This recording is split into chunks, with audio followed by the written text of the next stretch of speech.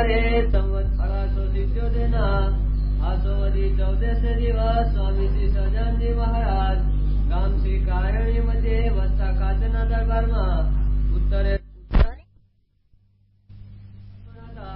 અને સર્વ શ્વેત વસ્ત્ર ધારણ કર્યા હતા અને પોતાના મુખારવિંદની આગળ મુનિ તથા દેશ દેશના હરિભક્તની સભા ભરાઈને બેઠી હતી.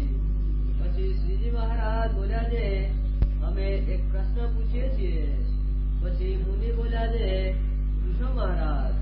પછી શ્રીજી મહારાજે પૂછ્યું છે, ભગવાન જીવના કલ્યાણ અર્થે પૃથ્વી ઉપર અવતાર ધરે છે.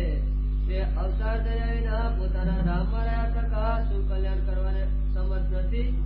અને કલ્યાણ તો ભગવાન જેમ ધારે તેમ કરે, ત્યારે અવતાર ધર્યાનું શું પ્રયોજન છે?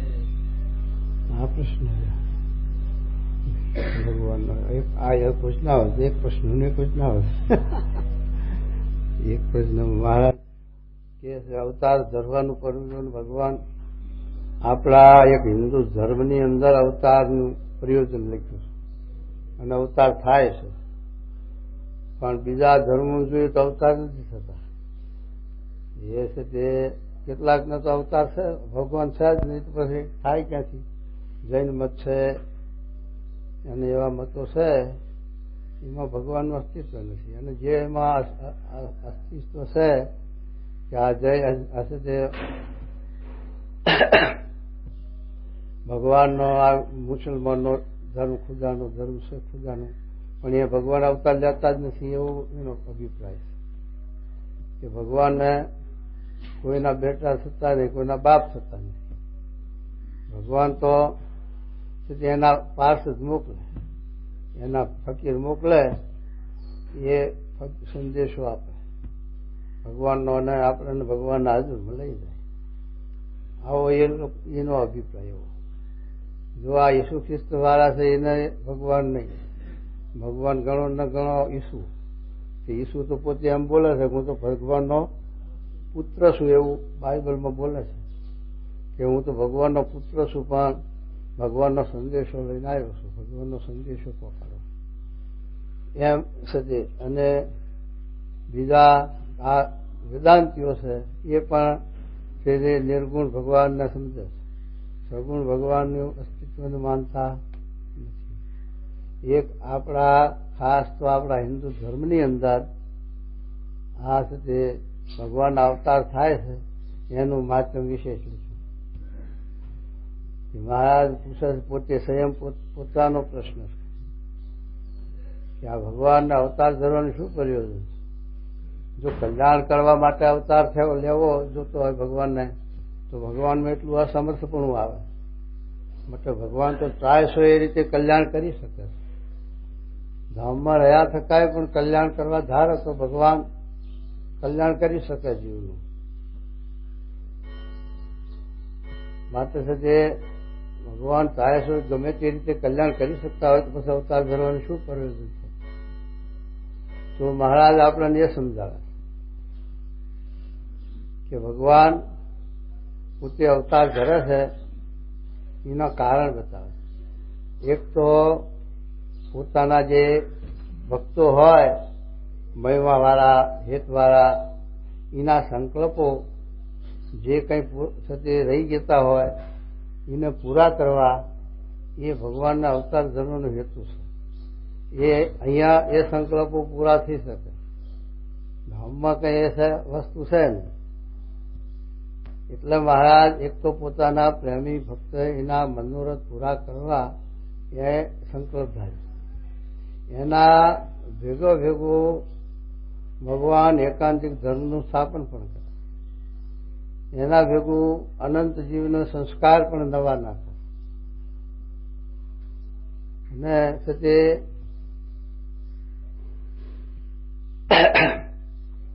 આપણે ગઢડામાં પાંચુબાનું દ્રષ્ટાંત આપ્યું. પાંચુબાના સાથે ભાણી હતા, દીકરી હતા. એ હરજી ઠક્કરની મા હતા કે મહારાજ, અને એને મહારાજને જમાડવાનો સંકલ્પ રહી ગયો. જો મહારાજ આ પ્રગટ ના હોય તો એ જમાડવાનો એનો સંકલ્પ પૂરો ક્યાંથી થાય? તો મહારાજ ને ગઢપુરની અંદર તે પાંચુબાના ઘેર એ હરજી ઠક્કરની માએ અવતાર લીધો અને ત્યાં શ્રીજી મહારાજને જમાડ્યા. એનો સંકલ્પ પૂરો કર્યો, તરત દેહ મૂકી દીધો. સંકલ્પ જે અધૂરો હતો એ પૂરો થયો એટલે દેહ મૂકી દીધો. એ સંકલ્પ રહ્યો નહીં. અને જો આ ધર્મપુર વાળા કુશળકુંવરબાઈ ની વાત જોઈએ તો પૂર્વના કોઈ રાજ દરબારમાં હતા અને એમને આ વાય અડાલતની વાય કરાવે પોતાના મોક્ષના હેતુના અર્થે. બીજું કોઈ માન હારું, આબરૂ હારું કે કોઈ પુણ્ય મેળવવા હારું નહીં, પણ પોતાના જીવના કલ્યાણ માટે. તો મહારાજે એ વાયમાં બધા સંતો નવાયા, પોતે નાયા, પાણી પીધું. સંકલ્પ કર્યો કે આ વાય કરાવવાનું કલ્યાણ થાય, પણ એના વાહ આમાં બધા છે જીવ પ્રાણી માત્ર, કલિયા, હુતાર, કારીગરો, બળદ, કીડી મકોડી એમાં મજા હોય એ બધાનું કલ્યાણ. આવો મહારાજે મોટો સંકલ્પ કર્યો. અને પછી મહારાજે એ કુશળકુંવરબાઈનો જન્મ ઘણા ઠેકાણે લોકો ફેરફાર ક્યાં છે, પણ ધર્મજની વાત લખી કે ધર્મજમાં મહિલા ગરાશિયા ત્યાંના ત્યાં એનો જન્મ થયો અને એમને ધર્મપુર વાંસદા છે તે પરણાવેલા. પણ એવા છે તે આસ્તિક અને ભક્તિભાવ વાળા, એટલે કાયમ સપ્તાહ કરાવે. ભાગવતની કથા બ્રાહ્મણને વરખાસન આપી અને કાયમ ખાતે રાખે. તે 2 વખત 5 કલાક ધર્મશાળામાં કથા કરે. પોતે છે ત્યાં જઈને બેસે ચાક નાખી. અને પછી છે તે કથા સાંભળે. એમાં રૂકમણીનું હરણ કર્યું એ 10મું સ્કંદમાં કૃષ્ણ ભગવાનની વાત આવી કે કૃષ્ણ ભગવાન રૂકમણી લક્ષ્મીનો અવતાર કહેતો હતો અને એને ભગવાનને સ્વામી ગુણાતી સ્વામી સાક્ષી પડી કે ભગવાનને વરવા દેહ ધર્યો હતો ને આપણે ભગવાનને વરવા દેહ ધર્યો નથી, એમ લખ્યું સ્વામી. તો એ લક્ષ્મીનો અવતાર હતો અને એને સાથે એના સંબંધ જેવું નતું, કઈ એને ખબર ના હોય, મહિમા ના હોય, એટલે પછી બીજા એને વરાવવાના માટે પ્રયત્ન કરતા. પણ આને તો એમ કે ભગવાન સામી દ્રષ્ટિ, ભગવાન સિવાય મારે બીજા સાથે ક્યાંય જીભ કરડીને મરવું, પણ બીજે નહીં. અને ભગવાનને પછી કૃષ્ણ ભગવાને એને સંદેશો કહ્યો કે આવી રીતે તમને હું મનથી વળી ચૂકી છું, જો આપ નહીં આવો તો હું આપઘાત કરીશ અને મરીશ, પણ હું બીજે તો નહીં જાઉં. પછી ભગવાને વિચાર કર્યો કે આ જીવ આપણા ખાતાનો છે અને એને આપણે અપનાવવો જોઈએ. અને આ લોકનો એવો અંતરાય છે, આ લોકનું આડ એવી છે, આ લોકનું વિઘન એવું છે કે સંબંધીઓ છે, કુટુંબીઓ છે, બીજા બીજા આડા આવે તે સારા કામમાં હો વિઘન. પછી કૃષ્ણ ભગવાને ત્યાં જતી ગયા એમના સંદેશાથી. ત્યાં જઈ અને પછી ત્યાંથી પોતે છે તે લઈ આવ્યા દ્વારકા અને છે તેના મનોરથના સંકલ્પ પૂરા કર્યા ભગવાન. આવી રીતે ભગવાન સત્સંકલ્પી છે તો જીવના એના ઉપર સ્વામી દ્રષ્ટાંત આપતા કે કોઈ શેઠ હોય, કોઈ સૌકાર હોય અને એને 60-70-80 વર્ષે દીકરા હોય તો એના વિશે કેટલી આત્મબુદ્ધિ હોય, કેટલું હેત હોય. માજીયાબાના એકના એક દીકરાને વળી ગયેલપણમાં પછી એ વખત છે પાણીમાં પડી જાય, તલાવમાં કુવામાં ડૂબતો હોય તો એનો બાપ નજીક ફાયો હોય તો પછી એ પાણીમાં પડવા દાડિયાને ગોતવા જાય ને, એ તો એવો એને તો એવો મોહ હોય છોકરામાં, તો એને ખબર ના હોય કે હું એ ડૂબી મરીશ કે શું થાય છે, એ તો વિચારવા જ ન રહે. એ તો પાછો ઝંપલાય ગયો એના માટે. એમ ભગવાન પણ એવા પોતાના જે ભક્તો એની સેવાના અર્થે, એના મનનો પૂરા કરવા અર્થે પોતે પછી વિચાર નથી કરતા કે કોઈને ભલામણ નથી કરતા કે જા તું આટલું કામ કરી આવે, એને પોતાને સંયમ આવવું પડે. ભગવાન પોતે આવે, જય સ્વામિનારાયણ,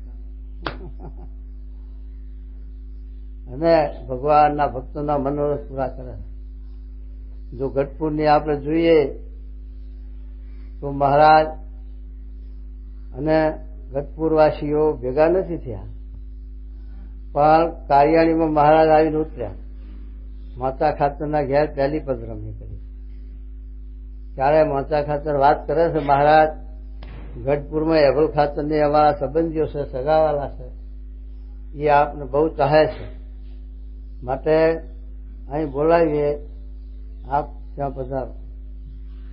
મહારાજે શું કીધું એ વખતે કે એ તો અમારા જ છે અને અમે ત્યાં અખંડ રહીશું. એ અક્ષરધામમાંથી એવા મુક્તો લાવ્યા. આપણે વિચાર કરીએ તો આ લોકમાં મનુષ્ય ભાવ દેખાય, પણ જો અક્ષરધામમાંથી ન આવ્યા હોય અને મહારાજનો પૂર્વનો સંસ્કાર સંબંધ ન હોય તો એટલો સંબંધ, એટલું હેત, એટલો મહિમા જીવમાં હોય. ગોપીઓનું જેવું અસાધારણ પ્રેમ એવો ગઢપુરવાસીનો અસાધારણ પ્રેમ છે. એટલે મહારાજ 30 વર્ષ ત્યાં રહ્યા છે. આપણે 2 દિવસ 5 દિવસ સ્વામીનો ભીડો બેઠી દો તો આપણને પણ ખબર પડી જાય કે એ ભીડો કેવો છે. આ તો મંદિરમાં સ્વામી રહે એટલે મંદિરને ભીડો જણાય નહીં. મંદિર છે એમાં રજવાડું છે, એમાં ભીડાની ખબર ના પડે. 5-25 માણસ આવે ને જાય ને ભીડો. પણ ગ્રસ્તના ઘેર તો 2 દિવસ મહેમાન પરનો આવ્યો હોય તો એ કરી જાય, તો હવે જાય તો આપણને ઘરનું કામ પૂછે. અને આ સાથે મહારાજ 25-30 વર્ષ ત્યાં રહ્યા. એ રહ્યા તો ખરા, પણ મહારાજની મરજી સાચવી, મહારાજની રુચિ પ્રમાણે વર્તવું, પોતાની પ્રકૃતિઓ સ્વભાવ મૂકી દેવા, એ સામાન્યથી ન મુકાય. અને તે મહારાજ એકલા હોય તો મહારાજને આપણે ભીડો બેઠી શકીએ અને પાર પડી જઈએ. પણ મહારાજ એકલા ન હોય, સ્વામી આવે તો 15 દાડા રહે તો એકલા રહે તો એ લોકો હિલોરા લે તો રોજ 5-25 જાય ને આવે. સ્વામી 15 દાડે રહે, 15 દાડે એવું ને એવું ચાલે. આપણે આવડું મોટું મંદિર તોય આપણે એક જઈએ કે ભીડો બહુ છે. હવે એ તો એ છે તે મહારાજ આ વખત પરમહંસની આવક જાવ, હરિભક્તોની પણ એવી આવક જાવ, છતાં પણ દાદા ખાતરનું એક રહેણી કેણી અને જરાય પણ મહારાજના વિશે ઊંચો ભાવ. મહારાજ જાય ગઢપુરમાંથી ત્યારે પોહાય જ નહીં. એ લોકોને એટલું દુઃખ થાય, મહારાજ તમને દર્શન વિના તમારા અમને ખાવાનું નિયમ છે, ખાવાનું ઉતરતું નથી ગયું. મહારાજે બહુ આશ્વાસન આપ્યું અને લાલજીની મૂર્તિ આપી. હજુ હયાત છે. વાસુદેવ નારાયણના ઓરડાના બાજુનો ઓરડો જીવબાનો, એની અંદર જીવબાની પણ એક સ્ટેચ્યુ છે અને એની સાથે એ મહારાજની લાલજીની એમની પ્રસાદજીની મૂર્તિ પણ ત્યાં રાખેલી છે. એ મૂર્તિ દૂધ પી ગઈ હતી. જયારે અભલ ખાતર જીવબાને વધે છે, ઠપકો દે છે કે આપણે આ દરબાર છે એ ઠાકોર દ્વારો નથી કરવો, મંદિર નથી બનાવી દેવું, માટે અત્યારથી આ નાની ઉંમરમાં આ શું ભક્તિ લઈને બેઠા. પછી ઘડપણમાં ગોવિંદ ગાજ્યો, ભગવાન ભજ્યો. જીવબા કે ઘડપણનો વાયદો કોને ભાર્યો, કાલ કોને ભારી છે. આ જીવ આ દેહ ઘડો થશે એવું આપણે ક્યાં અનુભવ છે, જાણીએ છીએ. એ બધું ભગવાનના હાથમાં છે. અને સાથે ઘડપણના વાયદે રહીએ અને દેહ પડી જાય તો જે કરવા આવ્યા છે આત્માનું મોક્ષ કલ્યાણ ભગવાનને રાજી કરવા, એ રહી જાય, ખરું કામ તો રહી જાય. પછી અબલ ખાતર આવી રીતે સતી જીવબાને ઠપકો દે. જીવબા એક દિવસ મહારાજને લાલજીને દૂધ ધરાવે છે. મહારાજને અબલ ખાતરને જીવમાં સત્સંગ કરાવવો હશે, મહિમા દેખાડવો હશે, એટલે મહારાજે જીવબાએ એ લાલજીની પ્રસાદીની મૂર્તિ એને દૂધ ધર્યું. મહારાજ એ દૂધ પી ગયા અને મહારાજ મૂર્તિને આ મુશી અંકોરો દૂધનો પડી ન રહ્યો. અબલ ખાતરે ઉભા ઉભા જોયું ત્યારે એના જીવમાંથી જે આ છે તે મનુષ્ય ભાવ હતો એ નીકળી ગયો. અને પછી વિચાર કર્યો કે આ મહારાજે મારા ઉપર કૃપા કરીને મીરાબાઈને મીરા જેવા ભક્તને મારા ઘેર જન્મ આપ્યો. એમ છતાં અબુલ ખાતર પણ પછી રાજી થયા. પછી આવરણ ન કરે, પછી વિઘન ન કરે, પછી ભગવાન ભજવા દે. પણ પછી શું કીધું કે આવી રીતે દાદા ખાતરના સાથે મહારાજે લખ્યું વચનાત્મા કે દાદા ખાતરના કુટુંબને અમને રાખવાનો ખપ છે, તો અમને જે સ્વભાવ ન ગમે તે રાખતા નથી. ત્યારે જો એ મહારાજના સાથે મહારાજ એમનો એ ભગવાનના ભક્ત અક્ષરધામથી આવેલા, એમના સંકલ્પ રહી ગયેલા પ્રેમી ભક્તો એમના મનોરથ પૂરા કરવા, એને લઈને મહારાજ પણ ત્યાં સાથે 30 વર્ષ ઘરમાંને રહ્યા. ગઢડું મારું ને હું ગઢડાનો તે કદી નથી મટનારો, એવું ભક્ત ચિંતામણીમાં નિષ્કુળાનો શબ્દ મૂકી દીધો. હું ગઢડાનો છું, ગઢડું મારું છે, એ હું નથી મટવાનો, એમ સત્ય મહારાજે કહ્યું. અને મહારાજને ભક્તિ સહિત પોતાને બેસવું છે, તો મહારાજે પહેલેથી જ આ બધું એ નિર્ણય નક્કી કર્યો કે જ્યાં જ્યાં મહારાજે મૂર્તિઓ પધરાવી છે, જોટા વગર નહીં હોય, ગમે તે મંદિર જુઓ. અમદાવાદ ગંગાના મંદિર જુઓ, ગઢપુરમાં લક્ષ્મીનારાયણ મંદિરમાં જુઓ, કે મહારાજે છે તે જુનાગઢ, ધોરેલા, કચ્છ, ભુજમાં જ્યાં જ્યાં મંદિરો કર્યા છે, ત્યાં મહારાજની એકલી મૂર્તિ ક્યાંય નહીં હોય. જોજો, ભેગા ભક્તોને બેહાર્યા. જ્યાં છે તે કૃષ્ણ ભગવાનને બેહાર્યા, રાજકાજીને બેહારી દીધા મુખ્ય ભક્ત. જ્યાં લક્ષ્મીજી નારાયણ બેઠા ત્યાં લક્ષ્મીજીને બેહારી દીધા. જ્યાં નારાયણ બેઠા ત્યાં નરને બેહારી દીધા. નર નારાયણ મને ભાગવતમાં 4થા સ્કંધમાં લખેલું છે, એમાં કે નર નારાયણ જે પૂર્વે ધર્મના મૂર્તિ થકી પ્રગટ થયેલા રામણકુરમાં દ્વિજપુર તનુધારી, આપણે બોલીએ છીએ બોલીએ એ છે તે નર નારાયણ એ જ પોતે અત્યારે જે અધર્મનું સ્થાપન કરવા, અધર્મનો ઉછેદ કરવા, પોતાના ભક્તોને પ્રેમ લડાવવા છે, તે પોતાના ભક્તોની રક્ષા કરવા, એ હારું કૃષ્ણ અર્જુન રૂપે થયા છે. નર નારાયણ તે જ એવી રીતે ભાગવતમાં 4થા સ્કંદમાં લખ્યા શબ્દો વ્યાસજીના લખેલા, આપણે નથી. તો સતી મહારાજે કૃષ્ણ ભગવાન પણ પાંડવોના ઘેર સંબંધી થઈને આવ્યા, મોંમાં થઈને આવ્યા, અને પાંડવોનું કેટલું કામ કર્યું, કેવી રક્ષા કરી, એના પિતૃઓ, એના ભાઈઓ, એના કાકા દાદાના એનું બધું છીનવી લે, પડાવી લે, ખાવા આપે નહીં, એના કશું આજીવિકા ના આપે. નેના અને બાપુજી ધામમાં ગયા, અને પાંડવો નાના, એટલે પછી આ લોકો એમ કે કઈ આપવું નહીં આપે, અને પછી મોટા થાય તો હામા પડે, ભાગ માગે, પડાવે, એના માટે નાશ કરવો. તે કારાગ્રહ કર્યો, પેલો લાખાગ્રહ કર્યો, એવું બધું કરીને નાશ કરવા માટે પ્રયત્ન કર્યો. પણ જેને રાખનાર રામ, એને ચાખનાર કોણ છે? જેની પક્ષમાં ભગવાન છે અને જેના સાથે સેવામાં ભગવાન છે, એનું કોણ વાંકો વાર કરી શકે? એટલે પાંડવોનું એમનાથી કાંઈ પણ થયું નહીં કૌરવોથી. અને ભગવાને શારદા રક્ષા કરી, અને ગ્રાહ બધોય પણ એમ ના પાયો. દુર્યોધનનો ગ્રાહ હતો ભાગનો, એ પાંડવ ધર્મરાજાના હાથમાં આવ્યો. એમનો તો આવ્યો પણ એમનો પેલાનો આવ્યો. એમ ભગવાને એમને સાનુકૂળ સુખ કરી આપ્યું. એટલે ભગવાન પોતાના ભક્તોના મનોરથ પૂરા કરવા અને એમની રક્ષા કરવા મહારાજ સાથે જયારે બદ્રિકાશ્રમમાં નરનારાયણ ઋષિની સભામાં સાનિધ્યમાં મોટી સભા ભરાય છે. ઋષિ મુનિઓ બધા નરનારાયણ ઋષિની કથા વાર્તા સાંભળવા બેહે. ત્યાં કણ્યા ધર્મ અને ભક્તિ માતા અને એ બધા કથા સાંભળવા આવે. આ એક સાથે ભગવાને આ નિર્દેશ ઉભો કર્યો. જેમ સાથે કૃષ્ણ ભગવાનને આ લોકમાં પ્રગટ થવું, એના માટે કોઈ નિમિત્ત જોઈએ, કોઈ નિમિત્ત. એ નિમિત્ત લઈને સાથે કૃષ્ણ ભગવાન રાધિકાજીને સુદામા દ્વારે શ્રાપ હતો. અને સાંભળો, એ તો જવાના રહેવાના ફરવાનું, એમાં આપણે કઈ ખાવાનું છે નહીં. એ તો તાજ પરની મંડળ જાય છે ને તાજ પર કથા વાર્તા સાંભળવાની. એટલે આપણે એમાં કઈ સાથે જોવા પણ છે ને આપણે હાય વર્તી રાખો. વર્તીનો સ્વભાવ એવો છે તમે તાર બકતા જાવ હું તો સુણતા હું થાય નહીં એમ વર્તી ના જવા દે.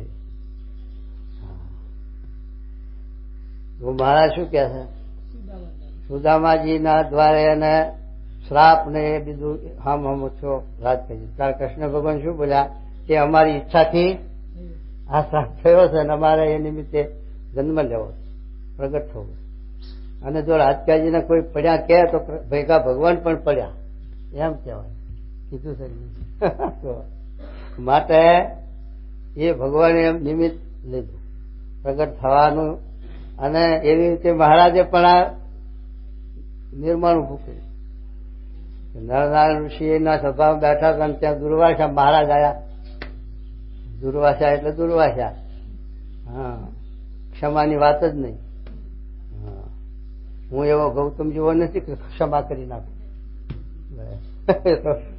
ભડાકો કરે વાત. એ દુર્વાસા આવ્યા ત્યારે હવે ભગવાનની મૂર્તિમાં તલ્લીન હતા, ભગવાનની કથામાં તલ્લીન હતા. દુર્વાસા આવ્યા છે જ્યાં છે કઈ ખબર જ નહીં. વર્તી ભગવાનમાં કથામાં. આપણી વર્તી તો બધાય કોણ આવ્યું કોણ ગયું ક્યાં જાય છે શું થાય છે એ બધાય વર્તી. તો એવી વર્તી તો આ ભગવાનમાં રહેતી વધારી, ભગવાનમાં વર્તી નથી રહેતી. આ બધા છે જે ઘનશ્યામ ઉઘેડવાસમાં બધું પેલો પણ કંઈક આગુ પાછું થયું ભગવાનના આગળ જે હોય તે ઊંચો લગાવે ને આગા પાછો થાય ને કોઈને એમ ના વિચાર આવે કે જાણપણું આવે કે આ છે આ જવાબદારીનું કામ છે જોખમનું કામ છે એ વિચાર ના આવે. એ બહુ ધ્યાન રાખવા જેવું. સેવા કરે પણ અસેવા થઈ જાય એ અસેવાની કામ ઉભું થાય. માટે એટલું બધું જાણપણું રાખીને આ કામ કરવા જોઈએ. આપણે કોણ ખાઈ જાય કોણ લઈ જાય શું છે ને કેમ છે ને એમ ગાફલે મકામ આવે, અલમસ્ત મકામ આવે ભાઈ. કોઈને કઈ પડી જ ના હોય. પણ એ જવાબદારીનું કામ છે. ઊંચી જેને તેને નાખી ના દેવાય. અને કહેવાય ને એક જાતું કરી લાવજે. એ શું કરે લઈને જઈને ઉગાડું રાખે કે શું કરે કે આપણે નથી રીતે એનો વિશ્વાસ કેમ રખાય. માટે એ બહુ ધ્યાન રાખવા જેવું. જેને જે જવાબદારી ઊંચી હોય એને એ ખાસ ધ્યાન રાખવા જેવું. પછી બીજાને કૂંચી ઉપાય એમને ના નાખી દેવાય કૂંચીઓ. જેને તેને આપી દેવાનું ઉઘેડવાસ કરે ભાઈ જોખમ છે. ઠાકોરજીના આગળ તો ઘણું છે. પણ આ છે તે એટલી બધી જીવમાં કાળજી નહીં ને એટલી બધી ગોળખ કોણ ખાઈ જાય કોણ લઈ જાય શું છે. એટલે એમાં ઠાકોરજીનું નુકસાન થાય એ આપણી સેવામાં આ સેવા થઈ જાય. માટે એ પણ ધ્યાન રાખવા જોઈએ એમ. તો જેવી મહારાજે પછી ત્યાં દુર્વાસા આવે છે એમને સાથે બોલાયું ચલાયા કોઈને નહીં આવો ન કહેવાનું. કારણ કે પોતે હવે ભક્તિ ભાવમાં. ત્યારે દુર્વાસાને ક્રોધ આવ્યો કે આ બધા ઉન્મત્ત થઈ ગયા. કોઈને કઈ પડી છે જો હું આ આવ્યો દુર્વાસા પણ મારો કોઈ ભાવ પૂછે કે આવો કોઈ કહે છે. માટે છે તે આવી રીતે પછી શ્રાપ આપ્યો. ગાવ બધા તમે ઉન્મત્ત થઈ ગયા છો, આ મૃત્યુલોકમાં દેહ છો અને મૃત્યુલોકમાં દેહ ધરીને તમે અસુરો થકી હેરાન થાવ દુઃખી થાવ એમ છે તે શ્રાપ આપી દીધો. પછી ધર્મ ભક્તિ નરનારાયણ ઋષિ નામ બીજા બધા ઋષિઓ બીજા ત્રીજા આ લોકમાં જન્મ ધર્યા. નરનારાયણ ઋષિ બોલ્યા કે કોઈ કલ્પના કરશો નહીં. આ શ્રાપ થયો છે અમારી ઈચ્છા છે. અમારું જે સ્વરૂપ અનાદિ પુરુષોત્તમ નારાયણ હરિલામતમાં લખ્યું છે. હરિલામતમાં આ વાત લખી છે કે અમારા છઠ્ઠો ચોથા કળશનો છઠ્ઠો વિશ્રામ એમાં હશે. અને લખ્યું છે કે નરનારાયણ ઋષિ કહ્યું કે અમારું જે આદિ સ્વરૂપ વાસુદેવ પુરુષોત્તમ નારાયણ એમનું ધ્યાન ધર્યું. એમણે કહ્યું કે અમારે અવતાર લેવો છે, અમારા નિમિત્તે છે તે આ શ્રાપ થયો છે માટે કોઈ કલ્પના કરશો નહીં. હું અવતાર લઈ અને હવની રક્ષા અને હવની સેવા કરીશ, ઉદ્ધાર કરીશ. એવી છે અનુસંધાન. પછી એ ભગવાન મહારાજ કે ધર્મ ભક્તિને આવી રીતે પ્રગટ થયા અને મહારાજ પણ ત્યાં પ્રગટ થયા અને એમની રક્ષા કરી. એમના જે એમને દેશકાળ હતા એમાં ભગવાન પ્રગટ થયા, પછી દેશકાળ ઉડી ગયા અને અસુરોનો જે ત્રાસ હતો એ રક્ષા કરી એવી રીતે.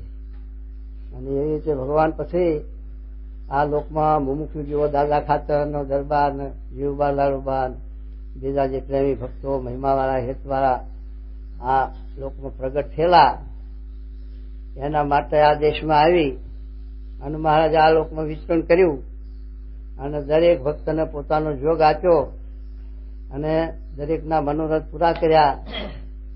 9 લાખ ધૂણીઓ શીખાઈને બેઠા હતા ભગવાનની વાટ જોઈને. મહારાજ 9 લાખ રૂપિયા થઈ ગયા લ્યો. અને 9 લાખ રૂપિયા ભગવાન થયા અને 9 લાખ યોગીઓને મળ્યા અને એમને સાથે કામ કાઢીને કલ્યાણ કર્યું, મોક્ષ કર્યું. માટે સદે ભગવાનના અવતાર ધરવાનું આ પ્રયોજન શું છે એના માટે આ વાત ચાલે. વચનામૃતા 5મું આપ્યું છે, તારિયાણીનું 5મું. ભગવાનના અવતાર ધરવાનું શું પ્રયોજન છે? તો આ પ્રયોજન ભગવાન ચાહે શું તેમ કલ્યાણ કરવા સમર્થ છે. ધામમાં બેઠા બેઠા સંકલ્પ કરે તો કલ્યાણ કરી નાખે હજારો. પણ જે પોતાનો સંબંધ કરાવવો એ કઈ પરોક્ષપણે થાય, એ હાથી દાળીએથી કઈ ન થાય. એ તો ઘરધણીનું કામ. એ તો ઘરધણી પોતે આવે ત્યારે જ એ સંકલ્પ પૂરા થાય. એટલે મહારાજ સાથે આ લોકમાં ભગવાન એવા રીતે અવતાર લેશે. કેટલાક કારણકારી અવતારો છે, નિમિત્ત અવતારો છે. અને એવી રીતે ભગવાને પોતાનું ઈશ્વરીય સામર્થ્ય એ પ્રગટ કરી. પરશુરામ છે, નરસિંહ અવતાર છે, વરાહ અવતાર છે, કચ્છા અવતાર છે, મચ્છા અવતાર છે. એ ભગવાને એવા સ્વરૂપોમાં પોતાનું શક્તિ મેલી અને જે કાર્યો કરવાતા.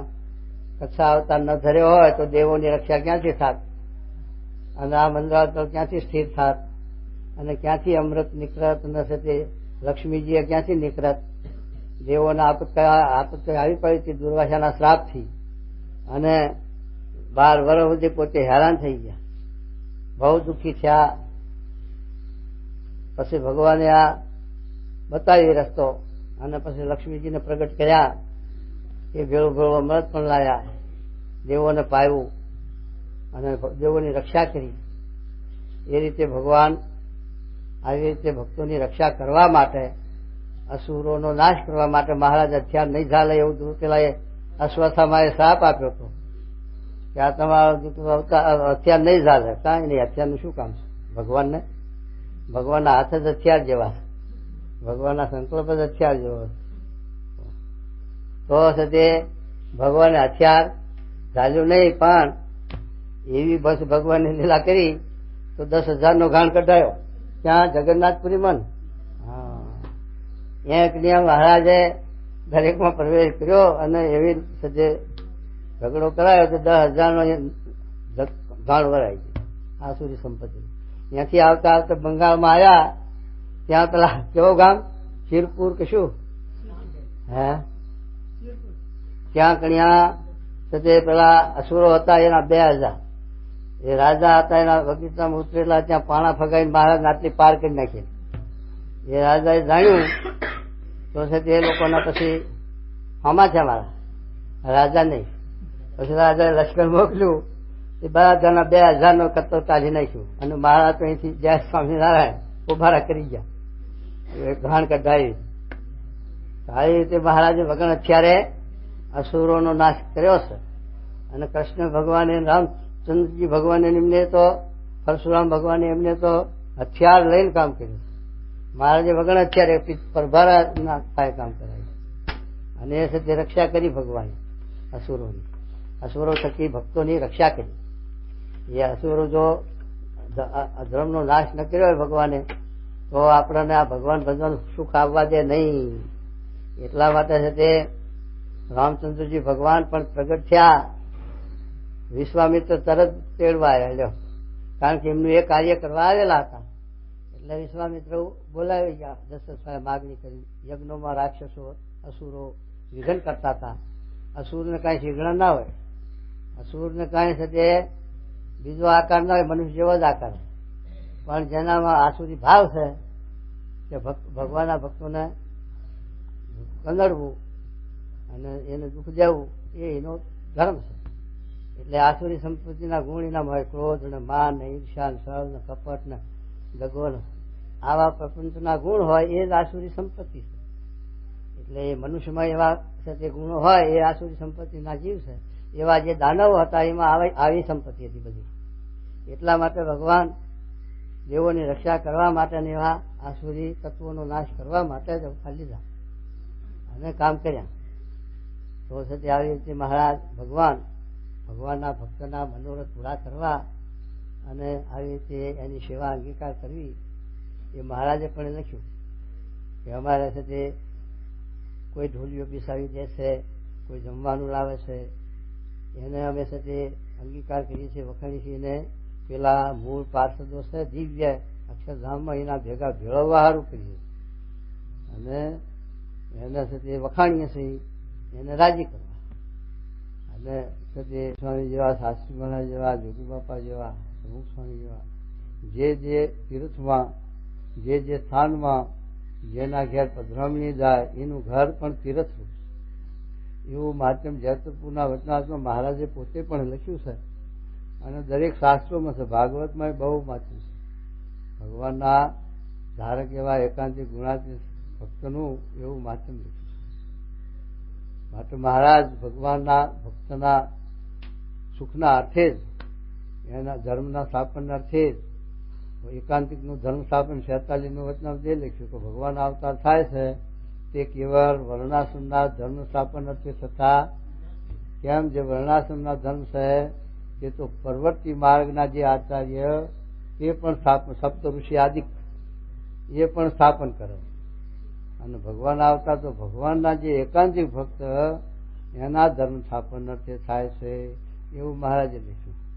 માટે ભગવાનના અવતાર આવી રીતે સતે એકાંતિક ધર્મનું સ્થાપન કરવા અને સતે ભક્તોની રક્ષા કરવા, ભક્તોના મનોરથ પૂરા કરવા અને આ પૃથ્વીનો ભાર ઉતારવા સારું ભગવાન સ્વયં પોતે આવે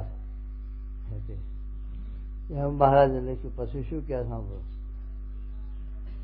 અને કલ્યાણ તો ભગવાન જેમ ધારે તેમ કરી શકે. ત્યારે અવતારનું શું પ્રયોજન છે? અને જો અવતાર રહે ત્યારે ભગવાનમાં કલ્યાણ કરવાની સામર્થ્ય હોય અને અવતાર રહેના જીવના કલ્યાણ ન કરી શકતા હોય તો ભગવાનને વિશે પણ એટલું અસમર્થપણું આવે. એટલું ભગવાનના વિશે પણ અસમર્થપણું આવે. જો કલ્યાણ ન કરી શકે સંકલ્પે તો એટલું અસમર્થપણ આવે. પણ ભગવાન અસમર્થ નથી.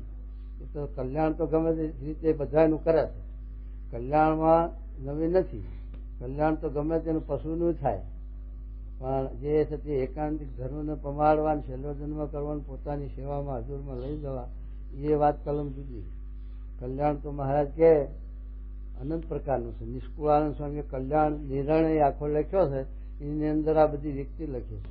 કોકને ચપટી તૂણ દેવાય એ કલ્યાણ, આ વાય પર પુણ્ય કરે છે એ કલ્યાણ સારું કરે અને એનું ફળ મળે છે અને એનું કલ્યાણ થાય છે. શું કલ્યાણ? કે વૈભવ મળે, દેવલોકમાં જવાનું મળે અને એ બધું મળે એ કલ્યાણ છે.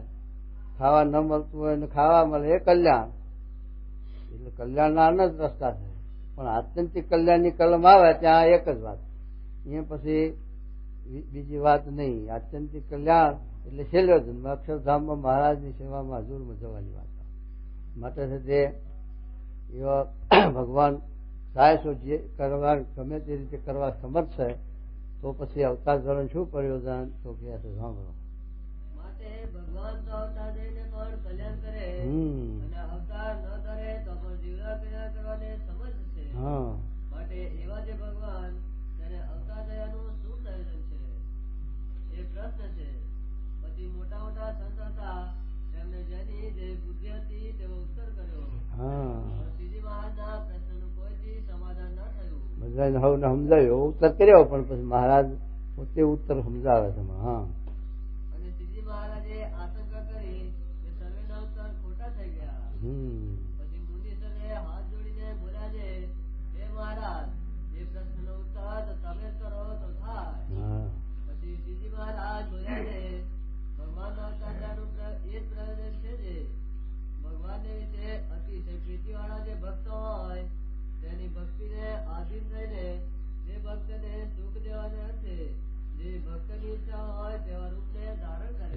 ભગવાનના જેવા અનંત કોટી બ્રહ્માંડમાં આ કલ્યાણ કરે છે ભગવાન, એવું અનંત કોટી બ્રહ્માંડમાં શું કરતા છો? એ જ લખ્યું મારે કે અનંત કોટી બ્રહ્માંડમાં મહારાજ જ્યાં જેવું રૂપ ઘડ્યું ઘટે એવા રૂપે થઈ અને મોક્ષ કરે, જીવનું કલ્યાણ કરે છે. અને આવી રીતે ત્યાંય પણ ધર્મનું સ્થાપન કરે, નવા સંસ્કાર નાખે, એવી રીતે દરેક ધામમાં ભગવાન પ્રગટ થાય.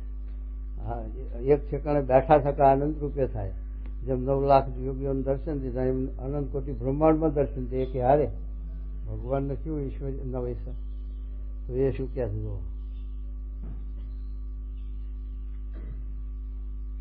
પછી જેવા જેવા પોતાના ભક્તના મનોરથ હોય તે સર્વે પૂરા કરે છે. હા, અને તે ભક્ત હોય તે સ્થૂળ ભાવે યુક્ત હોય અને દેહધારી છે.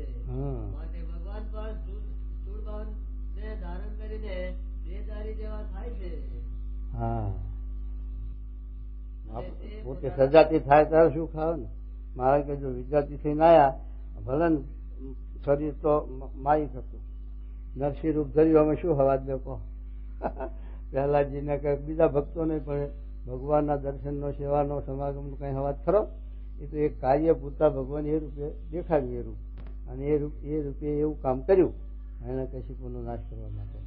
પણ બાકી સાથે એમાં પેલા નિષ્કામ લખ્યું કે આગળ ભક્ત અનેક થયા, પાના તે તો શરીરે બહુ દુઃખ રે, તોય પ્રભુ પ્રગટ પામ્યા નહીં, પામ્યા પણ ના આવ્યા આવા સુખે રે. કેટલાક તો તપ કરીને મરી જાય તો ભગવાનનો જોગ થયો નહીં, ભગવાન પ્રગટ થયા નહીં. અને કેટલાકના માટે પ્રગટ થયા નરસિંહ મહેતા, નરસિંહ રૂપે એવું પ્રહલાદજી માટે, એમના માટે, પણ તે આવા સુખ ના આવ્યા. કારણ કે વિજાતી પણ થયું ને, ક્યાંથી સુખ આવે? કૃષ્ણ ભગવાન, રામચંદ્રજી ભગવાન પ્રગટ થયા રહ્યા બધા, પણ એ વિજાતીપણું આપણે તો લોકને તો વિજાતીપણું ને, તો એટલે એમનો સેવા સમાગમ કરવાનો એમ સજી ભાગ નહીં. દરબારમાં જવાય જ નહીં, તો રાજાધીરાજ ત્યાં તો નવરા હોય ત્યારે સમાગમ કરીએ ને, લડાઈમાં ધામધૂમમાં ઉતાર સમાગમ કરવો ને. એટલે એવા કાર્ય કરવા માટે ભગવાન અવતાર લીધેલા, એટલે એ સમાગમનું સુખ. અત્યારે મહારાજ તો એવા થયા કે છે તે દરેકને ભગવાનનું સુખ આવે. મહારાજ શ્રીજી મહારાજ એવું એ ધારણ કર્યો કે સજાતી બધાને, દરેક સાથે બ્રાહ્મણ, ક્ષત્રિય, વૈશ્ય, બાળ, જોબન, વ્રત દરેક મહારાજનો લાભ લઈ શકે. મહારાજ બાળક જેવા, બાળક આગળ બાળક જેવા, વ્રત આગળ વ્રત જેવા, અને જેવું જેને સાથે સુખ આપવું ઘટે એવું મહારાજે સાથે બધા રાજી કર્યા, અને બધા એના હૃદયમાં મહારાજ ગરી ગયા. તો શું કહે છે મહારાજ? અને તે ભક્ત હોય તે સ્થૂળ ભાવે યુક્ત છે અને દેહધારી છે. માટે ભગવાન પણ સ્થૂળ ભાવને ધારણ કરીને દેહધારી જેવા થાય છે. હવે અત્યારે આપણે ક્યાં ને કે ભાઈ મહારાજ તો એ મહારાજના વખતમાં એવા પ્રેમી ભક્ત હશે, અથવા તો છે તે એવા સંસ્કારી યોગભ્રષ્ટ જીવ હશે, તો મહારાજ આવ્યા. પણ મહારાજ તો 50 વર્ષ રહ્યા, પછી એવા જીવ નહીં હોય કે એવા જીવ હતા ત્યારે જ મહારાજને એકાંતિક ધર્મનું સ્થાપન કરવું પડ્યું ને. એવા જીવ ના હોય તો એકાંતિક ધર્મ સ્થાપવાની જરૂર જ નથી. પણ એવા ભક્તો હતા તો મહારાજે ગુણાતી સ્વામી, ભગતજી મહારાજ, શાસ્ત્રી મહારાજ, જોગી મહારાજ, અત્યારે પ્રમુખ સ્વામી, એ સાથે એવા જીવો મુમુક્ષુ સંસ્કારી છે, તો એ દ્વારે મહારાજ વિતરે છે, એ દ્વારે સુખ આપે છે, એ દ્વારે ધર્મની સાથે જાગૃતિ કરે છે, ધર્મનું સ્થાપન કરે છે. એ આપણને આ અનુભવ મૂર્તિમાન દેખાય છે.